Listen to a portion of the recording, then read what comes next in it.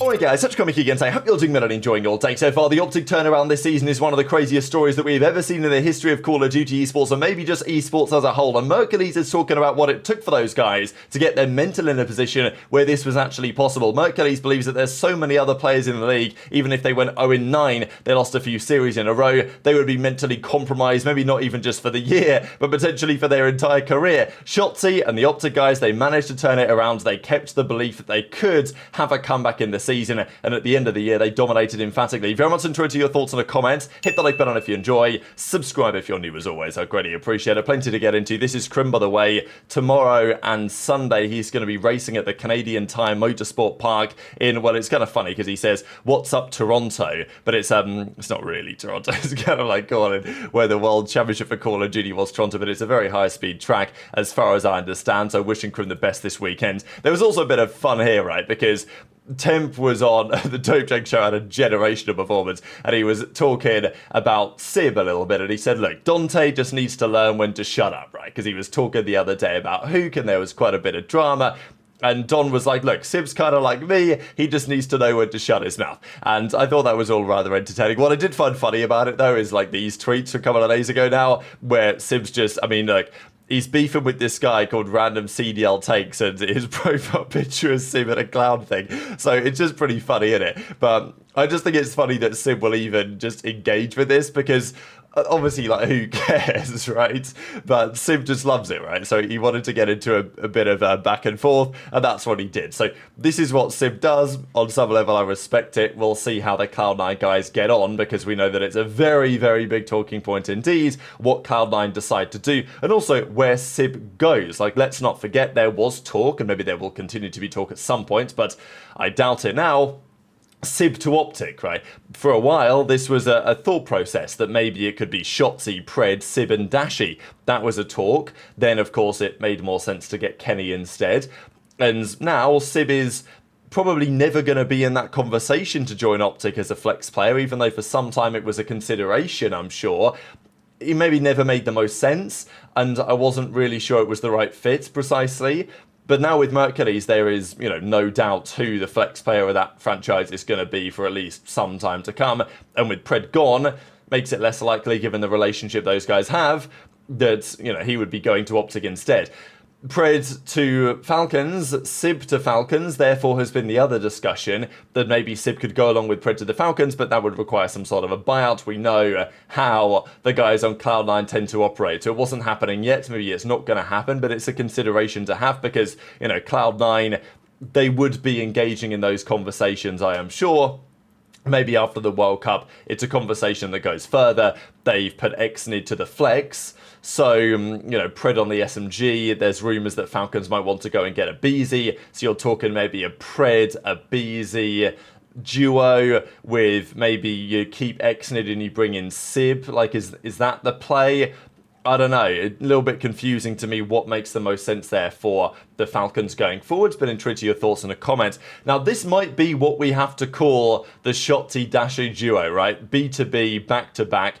I think it goes pretty hard, actually. So, you know, B2B versus T2P. Now, I will say, if you formed this as a team of 4, all in their primes, yeah, it's a pretty disgusting team. Now, it is, of course, the Cold War team, right? Scump and Formal were with Dashy in Cold War, but it wasn't Shotzzy then, it was Envoy, who was just, you know, Envoy's an excellent player, but I don't think he would have been as good of a fit for that lineup as Shotzzy was. And there's a reason why they dropped Envoy for Shotzzy when the merger happened at the end of that season. But kind of all in their primes, yeah, damn, that would have been a scary team, this one.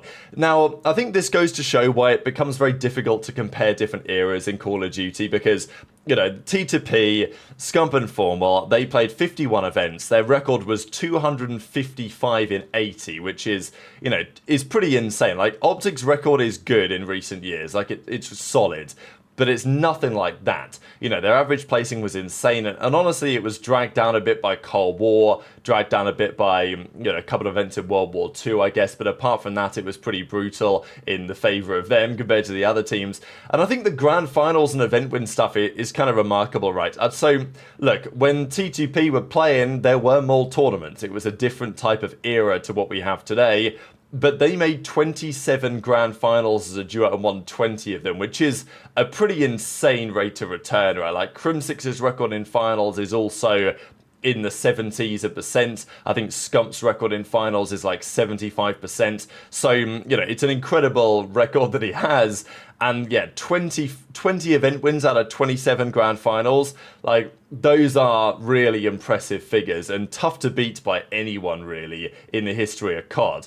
And it's maybe one of the main reasons why FaZe and all they've achieved in recent years have never been quite considered in the same light. But again, comparing heroes is difficult. You look at Shotzzy, Dashy, yeah, they played far fewer events because there haven't been as many events despite teaming for quite a long time now at this point. They've only made 7 grand finals, and really, I think the number that is most damning is the event wins. But it's very interesting, isn't it, right? Because they've only won 4 events, but 2 of them have been World Championships. So they've simultaneously kind of underachieved and also overachieved quite dramatically in what they've done. So I don't think that they would change it, right? Like, they'd take the rings, and they got more prize money as a result. But I guess it is a question to say, would Scump trade? Like, would Scump trade 20 wins to go, like, he has 30 wins, Scump. Would he trade to go down to 8 wins, but have an extra ring? I don't think he would, personally. But if it made him more prize money, then maybe he would. I don't know. Like, it's just an interesting question, isn't it, right? Because people try and consider, okay, what is a champs ring worth, as it were? Like, what's more impressive, 4 event wins and 2 champs rings, or 20 and 1? Like, maybe there's a debate there, but I still think, what Scum and Formal did was more impressive so far, but obviously it was a different era and there were more events and, you could argue about the competition being weaker and some of these other factors as well. I don't know. It's a bit of a debate. Guess you gotta just appreciate greatness while it's going on, or whatever they tend to say. Now, a couple of clips I wanted to share for you guys, and one of which is on the Mercules situation we'll discuss. This I thought was pretty interesting, actually. Shotzzy talking about the Google Doc that JB prepares on what the other teams are up to. And look, I'm sure that other teams and coaches are very well prepared, but JP definitely gets a lot of gas in his own team, and I think for very understandable reasons. But this clip from Mercules I thought was pretty interesting, right? Because he was watching from the sidelines this season as OpTic went through one of the most confusing sagas you're ever going to see, and one of the craziest stories that Esports has probably ever had, let's be honest, for the reigning world champions to become the worst team in the game, basically, and then make a couple of changes and all of a sudden become the best again. You couldn't make some of this stuff up. But they were in the depths of hell for a long time. They played 7. I mean, people talk about the 0-18. It was actually worse than that. Like, if we go and look at OpTic's run this season, as ugly as it is, like, towards the end it was spectacular, right? I mean, if we look at their matches, all these wins at champs, but during their absolute depraved run, they lost 6 series in a row, 0-3, and the Ravens series they lost at Major 1. They lost the final 3 maps of, so it was actually 21 maps in a row they lost before they won game 1 against the LA Gorillas here on Hacienda, and that was still with Kenny and Prez. But that was at the time when, they started to turn the season around, and maybe, even then it was still an absolute nightmare. But it was 21 maps in a row they lost to these teams. And Mercules is like, look, for so many other players out there, that would have been it, right? Like, mentally, they wouldn't have been able to cope with it. The team would have been totally chalked. And yeah, the team was chalked. They had to make some changes. But the fact that mentally they were able to cope with that and still believe that they could do something on the season was commendable. Is JP going to coach next year? That's the plan. I mean, hopefully he fucking still down to. JP's a fucking goat, bro. I swear, the little shit. I love the little shit that he does, bro. I think it's really, really, like, nah, he's actually the guy. I swear to God, like, there's not. He's actually very underrated. Even as little as, like, bro, he'll literally, like, before a match, like, he'll pull out like a Google Doc and, like, he'll write down like little tendencies that, like, teams have, like, or like what they like doing, and, like, I mental note that shit. I remember one time, like, this is kind of when we were struggling to respawn, like, I forgot what fucking roster we even had at that point. It definitely was not with Mace, but I remember the way that they brought up, like, a specific team watching, or like a specific team, like the way they play and shit, right? And, like, I never really looked at it like that. I mean, I did, but, like, subconsciously, if that makes sense. Like, I've always known, like, that is a really good at playing it, but I never, like, sat down there and, like, was like, okay, bet, like, we should low-key apply this shit, or, like, we should try to consistently apply it, because maybe once in a blue moon, like, we'd do it and, like, it would work, and, like, we didn't really think, like, that was that crazy. But in reality, like, That shit was low key got like. It was awesome seeing my team reach their goals and have successful seasons. Would you say the same about your teammates here on Okay, OpTic? man, hold on. Y'all are We're going digging to up high yearbook? school yearbook quotes? Oh, shit. Wait, per. Yeah, no, I'd definitely say the same. Just well, they already all won world championships, but just yeah. So the rocky start to the year and just not giving up.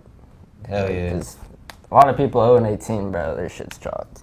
It's Like, never bro, chalked. people's Never mindset, chalked. It's never like chalked. people's mental is so weak that like 0-9 would probably It's kill pretty most fucking people. close. So like to persevere through 0-18 and bring it to it. I'm telling you right now, that was the most darkest shit I've ever been inside of now. Bro, that month, I'm Like not imagine even some of the joking, teams didn't with feel real. 0-18. Bro, going in Bro, scrims, you're like, lucky you missed that That's part, right. Mace. You're lucky you missed we're like, oh, this will be the time. Like, our scrims are going better now. Like, we'll win the maps here. We'll win this match. 0-3. Oh, three. Just Oh, like, three. what Yeah, the no matter fuck? who we played, it was just like, they looked like they were just every standing other on something day. that. Fuck me, yeah, my DoorDash was getting faster than the fucking series, man. Crazy. Whether the OpTic guys and Shotzzy certainly going through that period, Shotzzy and Dashy ever truly believed that they would be able to win the World Championship, the truth is that even they probably thought that that was out of reach. Qualifying for champs, sure, they were still confident they were going to do it, and Shotzzy made that clear on stream at the time, and that's exactly what they did. If, to be confident to win champs at that point would have been very optimistic. I think even Karma said that he was very much losing faith that this season was going to be a season that was actually salvageable. So it's, understandable that even with what Merc says, yeah, OpTic, of course, mentally was struggling through that period, and there's a reason why they made the changes that they did. Kenny drops the 0.3 and gets dropped out of the team. Right? I mean, it was this series, wasn't it? On the 14th of March, when Kenny had the legendary 0.32 series, which eventually resulted in him disappearing out of the team a few days later. So, yeah, I mean, what an absolute nightmare of a season. But, is Mercules wrong? If you look at the league, how many other players would be this mentally resilient? Probably not that many, right? I mean, Don was talking about it the other day. He gave his thoughts on, how exactly do I put this? You got to be a little special ed to dominate at champs. Eventually what he's saying is, you got to be the type of character that the pressure doesn't really get to. And I think that there's some truth to that with the OpTic team and the reason why they've been able to level up at champs over the last couple of seasons. And it's been true the other way around for some of the other players in the league. For Scrappy's, seemingly struggle with it. And for FaZe, 2 years in a row, top 6 at champs is very much unacceptable given their expectations over the year. But I think Mercules isn't necessarily wrong. You look up and down the league, you could imagine that some of these teams, if they went on a run like that, it could break some of those players completely. But it didn't seem to really break any of those guys. Kenny went over to Rocker, and he did a respectable job. Okay, they didn't make champs, but he was at least respectable. I think proved to be pretty good. Keeps his stock in a decent spot. Pred went to the Falcons, and, it's not like Pred on the Falcons was anything spectacular, but they started to win a few more series. Pred had a 1.06 so far this season on his time with the Falcons. Okay, KD doesn't mean everything for multiple reasons, but still worthy of keeping in mind.